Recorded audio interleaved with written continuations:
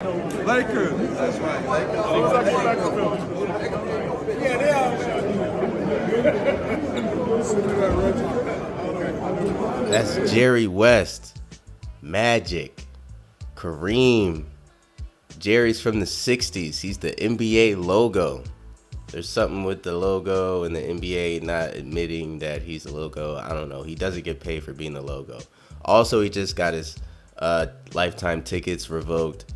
For some reason, I didn't look into it just last month. I have no clue what's going on with the Lakers right now. But yeah, Shaq. Long live Kobe. Kobe should have been there, but he should have been right there in the middle.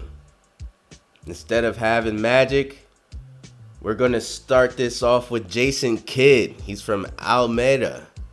That's around the San Francisco area of California. He went to the college, California University.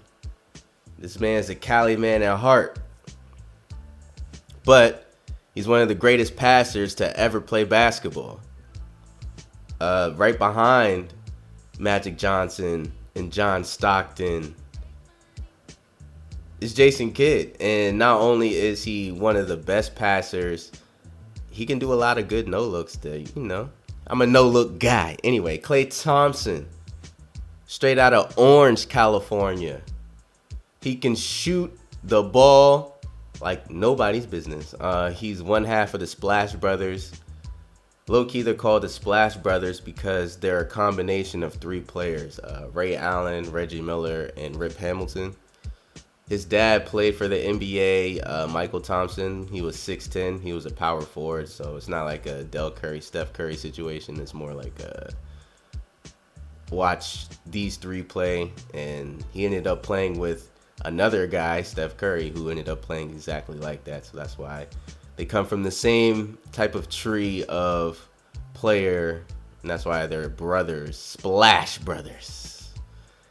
He once scored 40 points dribbling the ball twice.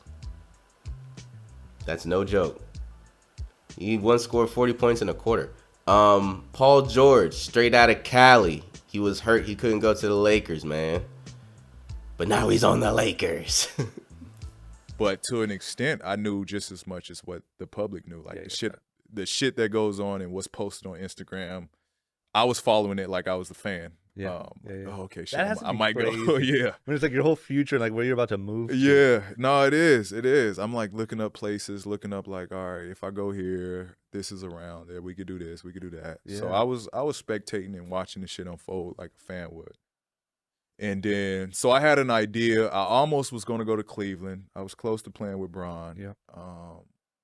Then Boston was coming through. I wanted to go back home and play for the Lakers. Yeah. That was the initial plan. Yeah.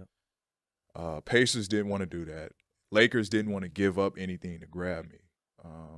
So that was a salty taste. Yeah. To be vulnerable, like, hey, I want to come home.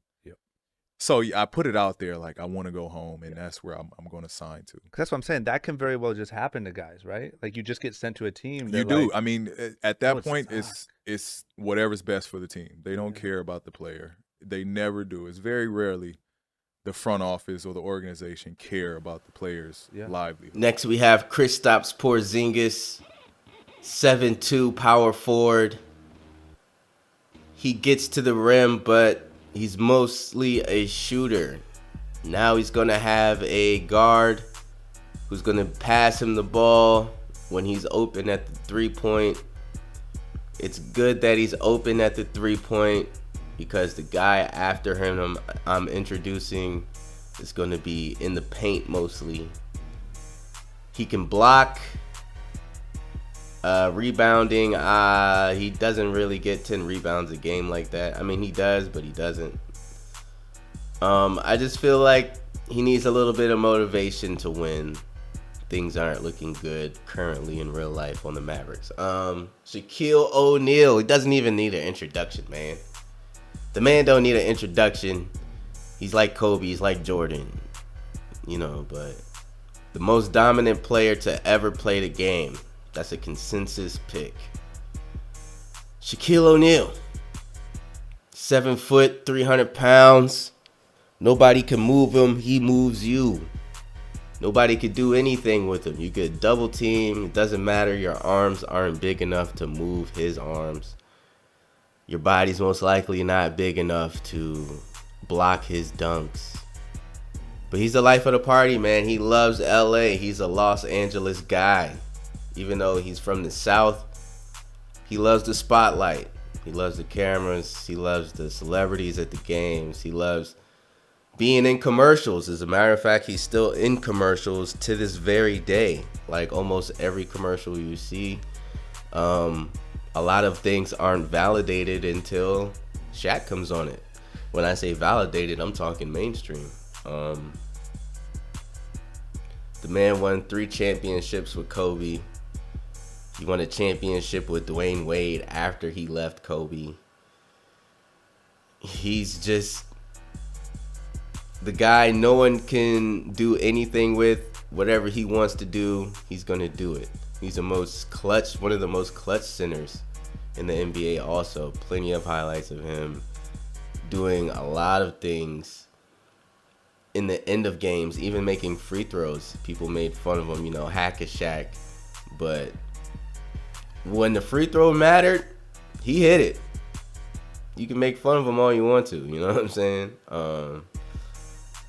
Won MVPs, finals MVPs. He is the guy. Wally Zerviak. You might have heard him in a punchline or two. He's the shooter. 6'6", 240. Not necessarily the quickest guy. He doesn't necessarily jump the highest. Usually known for playing for the Timberwolves. Has been on some other teams after that. He's a fiery guy that can shoot the ball mostly. He doesn't really dribble. Has good playmaking skills. Not really a super great passer. But just a very solid glue guy you want in your lineup to knock down shots and get points. Hassan Whiteside, 7 foot. He's a shot blocker and very good defense, can dunk the ball. Lonzo Ball. This is a tribute to Russell Westbrook. He thinks he's the first to get this treatment.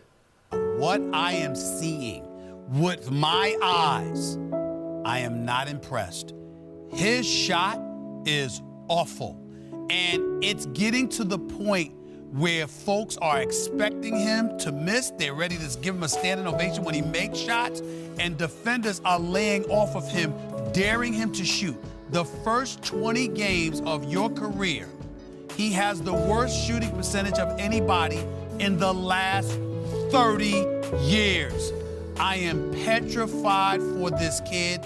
I sincerely hope it's just an aberration, that it's just his daddy talking a little bit too much, applying excessive pressure on him, and that's gotten the best of him, that he'll come around. I'm hoping that this is not his game. Lauri Markkanen, kind of a Walmart version of Kristaps Porzingis, 7 foot, can shoot the ball. Jordan Clarkson, that's the guy right there. Played with Kobe on the Lakers during his later years.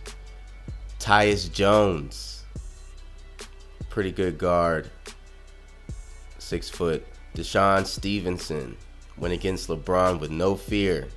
He could shoot the ball though. He could shoot the 3 very well. Thaddeus Young, very good forward, doesn't really shoot, 6'8". And then Robin Lopez, he can shoot now. Jason Kidd is the head coach and the starting point guard. He's going to get the team right where they need to be. Defensive IQ, agility, layups, and vertical are the strengths. And strength is the weakness. I'm not really sure.